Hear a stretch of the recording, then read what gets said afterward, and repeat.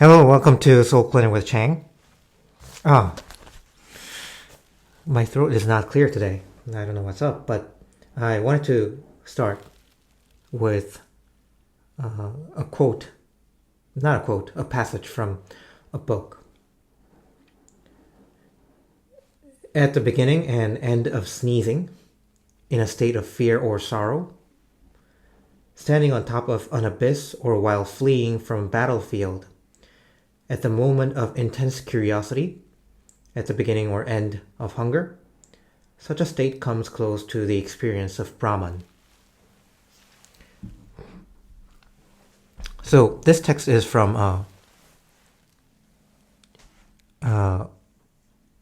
Indian, specifically Shivaism, which deals with Shiva among the Hindu gods. And it talks about when it says the state of Brahman, right? The experience of Brahman. In their language, Brahman is just God, not a particular God, but the supreme, the one source that I've been talking a lot about in this channel. And to read it again, it kind of defies our common sense. It goes against the examples that it lays out. Is not like what we typically think of the ways of getting closer to the one source, to Brahman, right? As it says here. So to read it again, at the beginning and end of sneezing, that's the first example. And the next one, in the state of fear or sorrow. And the third one, on top of an abyss or while fleeing from a battlefield. Okay, if we keep that separate, we already have four. On top of an abyss or while fleeing from a battlefield. But because it's connected with the conjunction or, we can think of them as kind of similar and actually an outgrowth of the previous one, in a state of fear or sorrow. At the moment of intense curiosity. Okay, this one's okay. This one's not that outlandish. At the beginning or end of hunger. Such a state comes close to the experience of Brahman. And while on surface, this may look kind of ungrounded and so out there,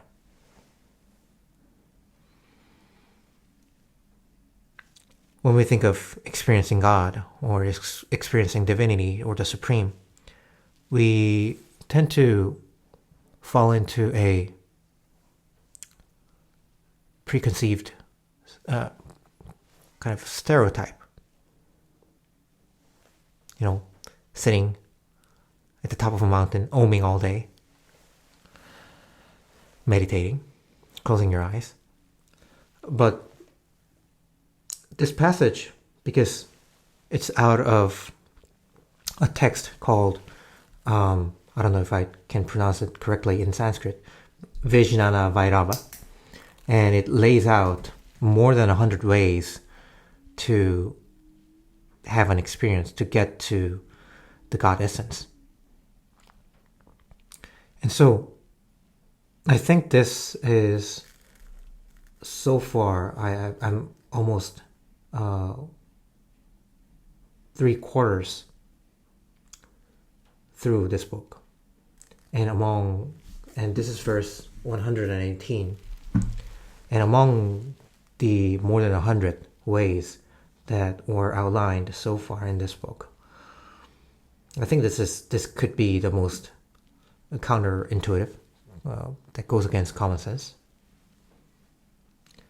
and that is in a way how I'm exactly feeling today, because now I am living synced up, meaning, as I said earlier in this channel and in earlier videos, our lives are a little more than our outer experience. Our outer reality is little more than our inner state projected outward. So some people use the metaphor of a movie screen, and the movie screen is the life, or our external life experiences, and the projector is our internal state. And we can't change what's going on the screen by trying to do something, make changes on the screen. Maybe, I don't know, if we can just paint something over there, we may just paint over a still image. But of course we want to work on the level of cause, which is the actual projector, or what goes into the projector, the content of what's being shot out from that light source. So I think it's a good metaphor, because everything is made up of light. So anyways, today it's raining, and it hasn't rained for, 2-3 weeks where I live, based on the season. It doesn't rain often in November in Korea.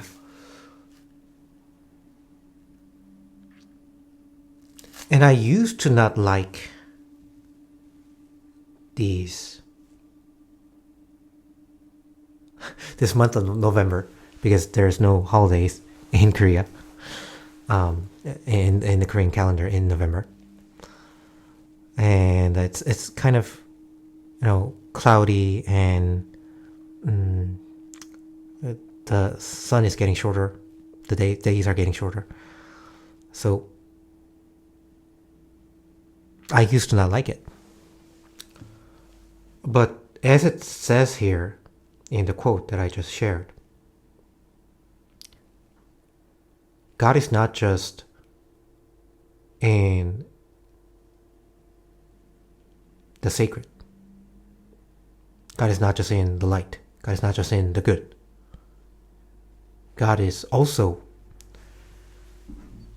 in a state of fear or sorrow. Even something as mundane and even random as in the beginning or end of sneeze. So another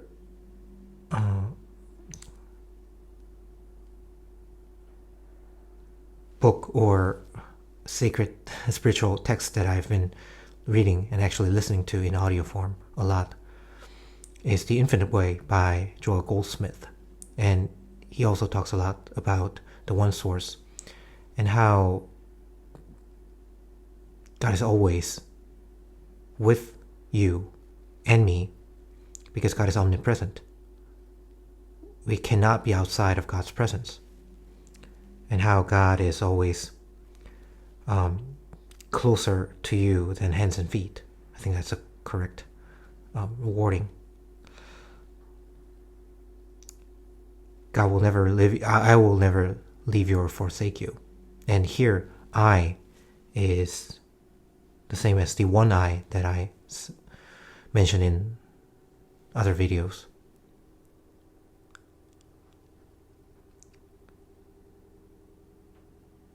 And therefore, even during our toughest times, even when we feel like we're alone and God has abandoned us,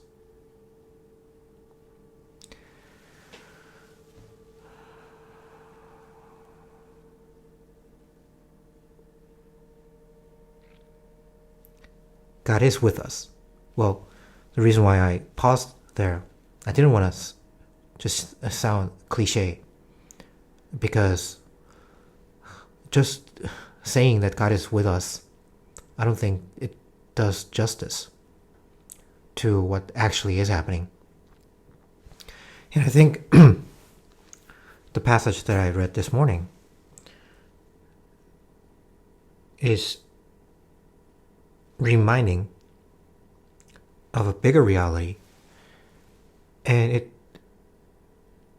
is similar, it's somewhat similar to what I shared yesterday in a pretty epic message from my standards, and I didn't know how to pick up from that or build on top of that. But just like how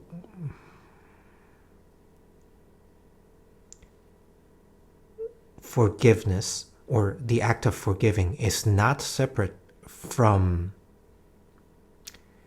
feeling all kinds of difficult feelings, including anger, and including feeling like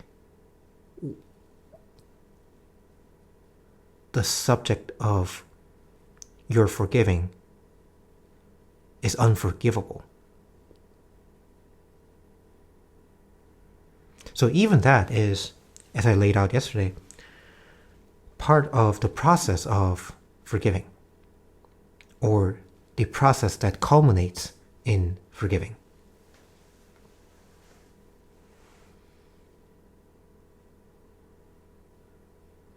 And just like feeling terrible, feeling angry, feeling you can't, feeling merciless, you don't want to forgive.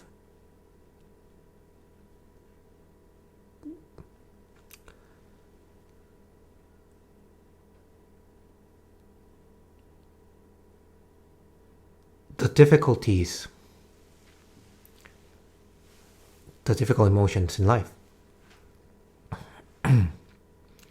is not a sign that God has left the room, but actually it is God.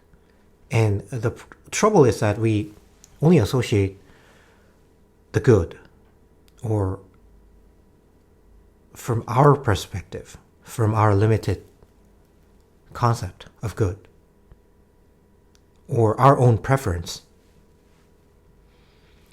we tend to limit God to that. Only the good.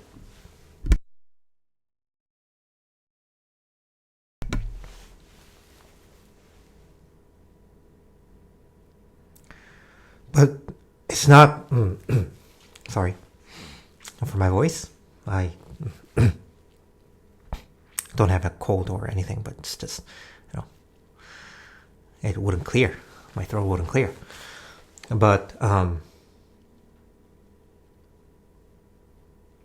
God is in my own need to clear my throat. Even then, even the pus in my throat is part of God. Anyways,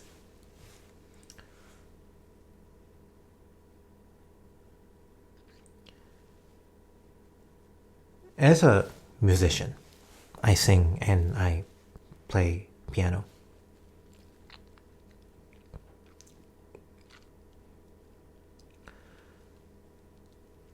Musicians will tend to agree that the minor keys, which is supposed to sound sad and more, it's like a bright day. The major keys are the bright days, and the minor keys are kind of cloudy or rainy days. But most musicians, I think, will agree that the minor keys make the music more interesting, or the deeper, the more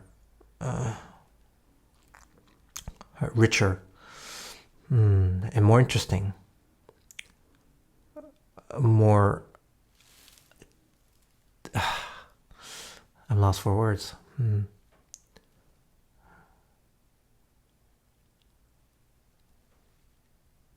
It has more of a different shades in the number of, it has different qualities. It has a much deeper, richer I don't know how to describe it.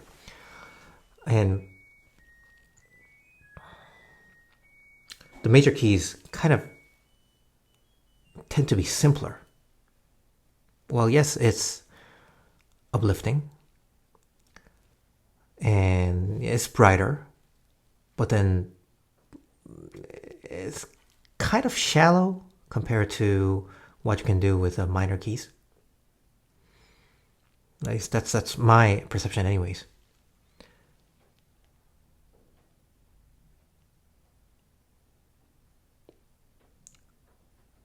So to build on that metaphor of music,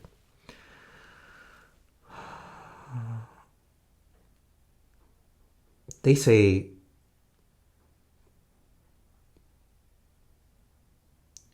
the difficult experiences can become the muse for artists, not just musicians, composers.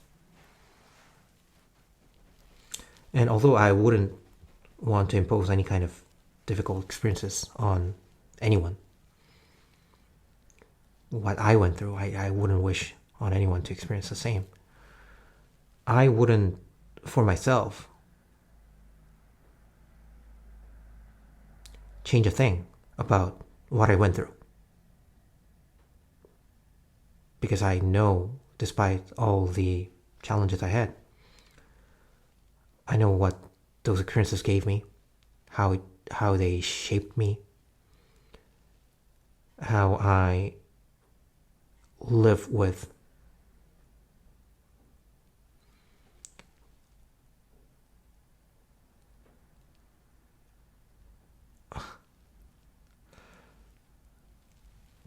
medical medium calls it soul's gold. I live with soul's gold that I know I carry all my life. I will carry around not just the rest of my life here, but all my future lives.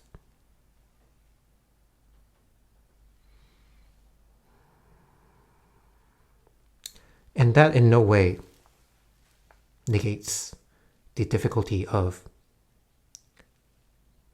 just when you're experiencing something, when you're in the middle of it. Or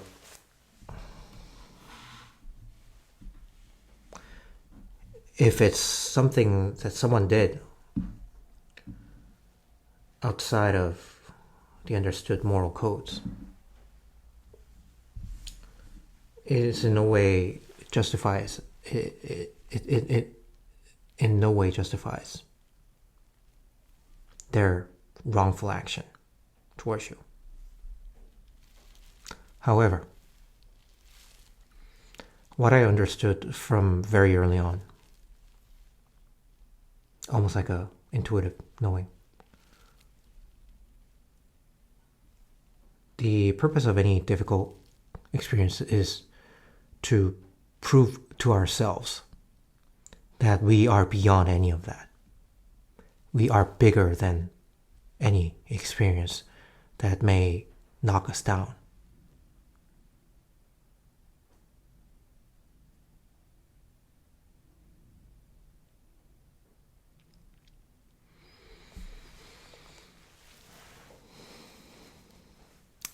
And I think that's a good time to wrap up today's message. Thank you for being here with me, and I'll see you in the next one.